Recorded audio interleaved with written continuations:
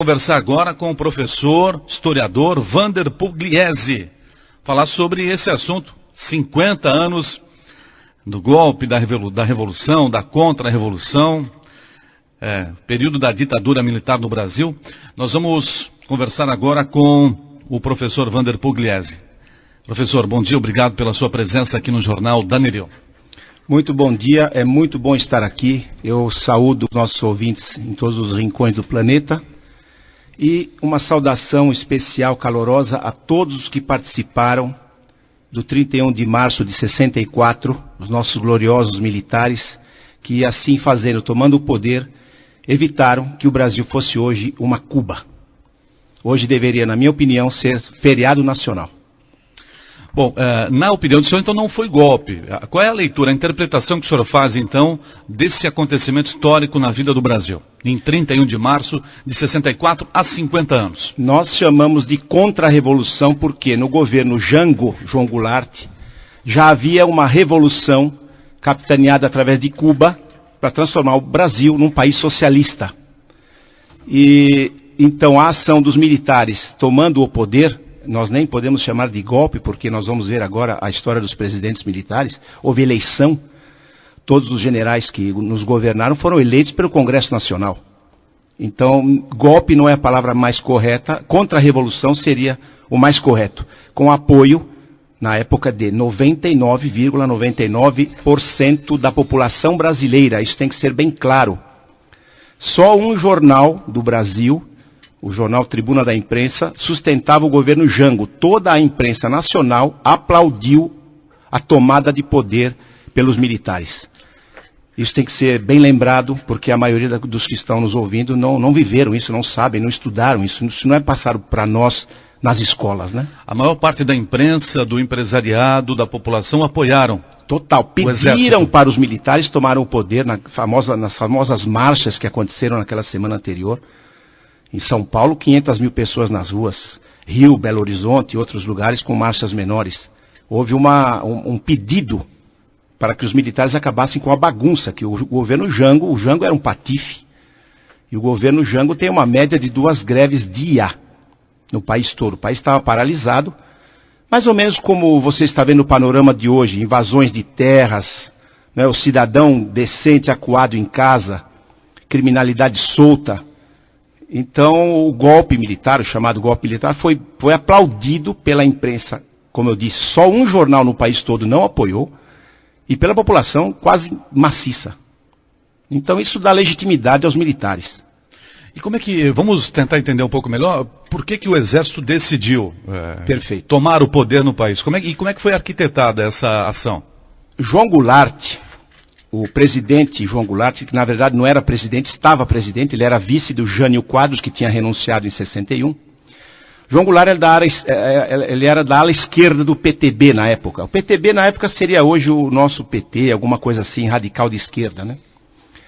E ele estava tomando providências que mostravam claramente que o Brasil ia virar um país socialista. Por exemplo, no dia 13 de março de 64, no famoso comício da Central do Brasil, ele anunciou a estatização de 5 refinarias particulares no Brasil.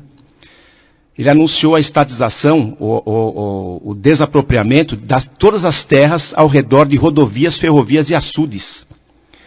E o desapropriamento de propriedades particulares de imóveis que estariam abandonados. Quer dizer, isso aí é uma atitude criminosa. Um governo não pode fazer isso contra o cidadão.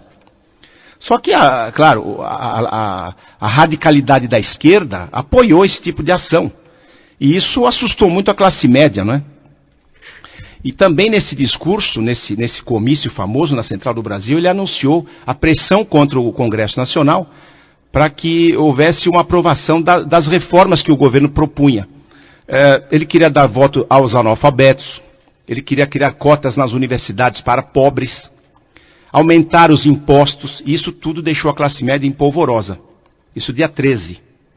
Dia 19 foi o dia das famosas marchas da família com Deus pela liberdade, através das grandes capitais do Brasil. E dia 30, portanto ontem 50 anos, foi a gota d'água, como se diz. Ele participou, ele esteve presente numa assembleia no Automóvel Clube do Rio de Janeiro, de uma greve de cabos e soldados da Marinha. Ora, greve no vocabulário militar não existe. Militar não pode fazer greve, é motim. É uma insubordinação inaceitável. E ele participou da Assembleia de Cabos e Sargentos grevistas, desafiando o alto comando das Forças Armadas, e apoiou o movimento no comício dele, no discurso dele. Ao final, ele foi agarrado e jogado para cima, como se fosse uma gincana escolar. Isso aí é uma coisa absurda, inaceitável. Então, nessa noite de 30 para 31, os militares que já estavam aceitando essa quebra da hierarquia da ordem nacional, estavam, na minha opinião, aceitando demais, estava demorando para tomarem uma providência. O grande general Olímpio Mourão Filho, em Juiz de Fora, resolveu às 4h30 da manhã de hoje, 50 anos, sair com as tropas e ir para o Rio de Janeiro para depor o presidente que estava no Rio de Janeiro. E aí aconteceu esse golpe sem se dar um tiro, por isso que é um golpe meio fraudulento, porque não é golpe, essa palavra é errada. O presidente, sabendo que o exército estava em parte contra ele, decolou do Rio, foi para Brasília, de Brasília foi para Porto Alegre, e no dia 2 de abril fugiu para o Uruguai. Então ele abandonou o cargo, ele abandonou o posto dele. Por isso que a palavra golpe, ela é errada. Ele abandonou o cargo. O presidente do Congresso Nacional, o senador Auro de Moura Andrade, leu em plenário que o cargo estava vago e empossou o presidente da Câmara, Ranieri Mazzilli, para assumir a presidência da República. Foi assim que aconteceu. Houve a renúncia do presidente João Goulart. Sem explicação nenhuma, ele sumiu. Ele simplesmente pegou a família e foi para o Uruguai. Isso, e aí a tomada do poder se deu no Brasil sem um tiro, sem disparar um tiro, sem problema nenhum. Realmente as tropas se encontraram na Via Dutra. Ainda alguns militares relutaram em entender que deveriam tomar aquela atitude, e no fim acabou todo mundo voltando para casa, e o país então entrou numa era de ouro. Com certeza, de Cabral até a Dilma, hoje, o governo militar foi o melhor de todos os governos da história do Brasil. Bom, vamos lá então. Que características a gente pode comentar aqui desse modelo de regime militar durante esse período de 64 a 85.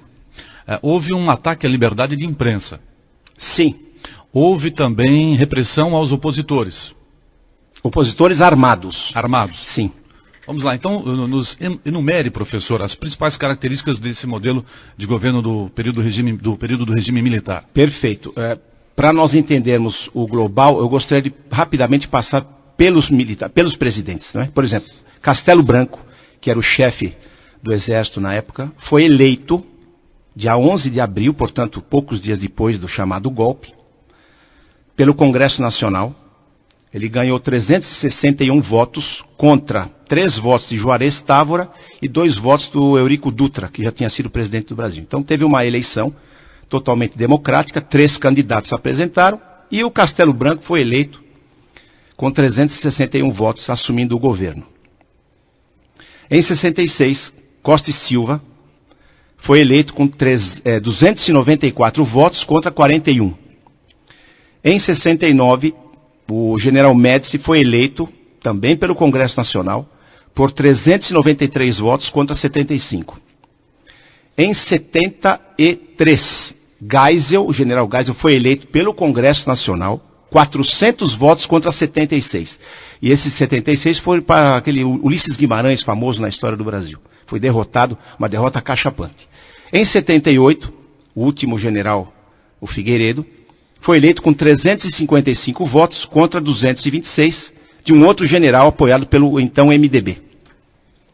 Então nós temos aqui 5, na verdade, ex-generais, porque você não tem uma fotografia dos presidentes de farda.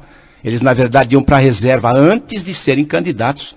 Você, na América Latina, você tem toda a história dos generais tomando poder com farda, né, com aquele aparato todo. Não, nossos presidentes eram ex-militares, na verdade, todos eles de paletó e gravata, e foram eleitos pelo Congresso Nacional. Isso não caracteriza uma ditadura, não é? Em 85, foi eleito também pelo Congresso Nacional Tancredo Neves, e todo mundo chama isso de democracia. Foi eleito Tancredo Neves em 85, no mesmo modelo que os 5 ex-generais. Então já começa por aí, essa palavra ditadura não combina. Bom, o que aconteceu depois da tomada do poder pelos militares? Essa esquerda que estava tentando cubanizar o Brasil e foi destronada. Cubanizar o Brasil? Cubanizar. Se os militares não tivessem tomado o poder, hoje você estaria vivendo um país como Cuba. Um país miserável, arrasado, com um governo sanguinário, uma ditadura sanguinária, que pode tudo e tem tudo. Você sabe que Cuba é uma favela, em Cuba não tem papel higiênico, em Cuba não tem água potável, em Cuba não tem creme dental. E tem gente que até hoje repete, por ter ouvido, que Cuba tem a melhor medicina do mundo. Isso é uma coisa hilária. A melhor medicina do mundo só pode estar em países ricos, modernos, não é? Então, nós temos que agradecer que eles tomaram o poder e evitaram a cubanização do Brasil em 64. Ora, esses que foram derrotados resolveram então pegar em armas para desestabilizar e derrubar o governo, financiados por Cuba, que estavam, através de Moscou, treinados em Cuba, guerrilheiros, jovens, aliciados por professores, por agentes a soldo de Cuba, iam a Cuba, treinavam, eram armados, treinados e viraram guerrilheiros, terroristas, verdadeiros terroristas. E resolveram então se levantar contra o governo a partir de 66, quando explodiu a primeira bomba no aeroporto de Recife, em Guararapes, matando 2 e ferindo gravemente mais 15 pessoas. Colocaram lá uma bomba dentro de uma mala e assim começou a luta armada, que foi derrotada em 74. Portanto, nós tivemos aí 8 anos de luta armada contra o governo. Hoje, esses que sobraram vivos, dizem que estavam lutando pela liberdade democrática contra a ditadura. Isso é um absurdo. Cuba é uma ditadura sanguinária, não iria financiar um movimento democrático. E outra, se eles quisessem realmente lutar pela democracia, havia uns meios, eles iam se candidatar pelo partido de oposição e entrar no sistema democrático de eleições. Eles eram todos comunistas, queriam implantar no Brasil uma ditadura comunista no modelo cubano, e o governo foi pego de surpresa. Demorou 3 anos para o governo se estabilizar, entender o que estava acontecendo, porque se sucederam a partir dessa bomba em Recife, assaltos a bancos, sequestros de embaixadores, inclusive. E nessa ação de 8 anos desses guerrilheiros, desses bandidos sanguinários, desses monstros, matando civis, matando pessoas que não tinham nada a ver com nada. Imagina você colocar uma bomba no aeroporto para matar pessoas que não sabem nem o que está acontecendo. Isso é um crime hediondo. Deveria ter sido, na época, o governo deveria ter instalado a pena de morte para essas pessoas serem eliminadas. Muito bem, o que o governo fez? Ele criou os famosos DOI-CODE. Um órgão, que eram 10 no Brasil inteiro, montado por militares do Exército, das Forças Armadas e por policiais das polícias estaduais e da Polícia Federal, para combater essa guerrilha, esse terrorismo. E baratíssimo saiu esse combate. Nós temos, nos 8 anos de combate, mais ou menos 500 mortos de ambos os lados. E eles, então, evitaram, de novo, a tomada do poder pelos comunistas. Na verdade, na história do conflito humano, nunca tantos deveram tanto a tão poucos. Essa frase não é minha, essa frase é da Segunda Guerra Mundial, do Winston Churchill.